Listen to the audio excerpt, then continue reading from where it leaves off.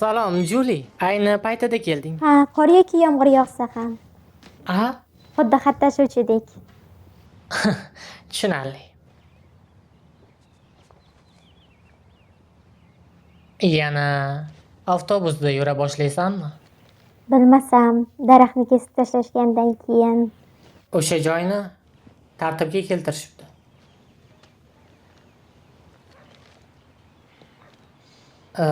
Xo'sh, maktabga tayyorlanish kerak. Mayli, ko'rishguncha. xayr. Brays to'g'ri aytdi. Yana avtobusda yurish payti kelgandir balki. Buni ustiga u meni taklif qilgandek bo'ldi. Ehtimol Brayslovski meni sog'ingandir.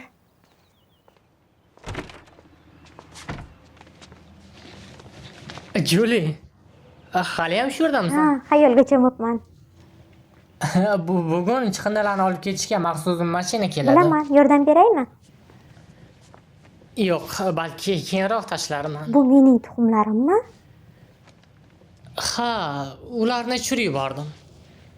Ular sinmagan-ku. Ularni tashlab yuborasanmi?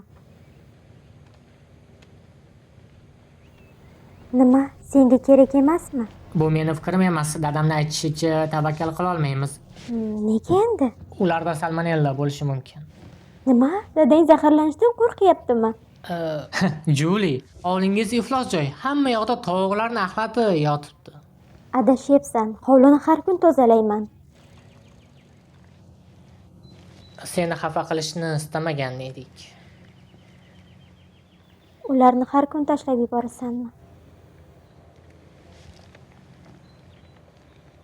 Bilasanmi?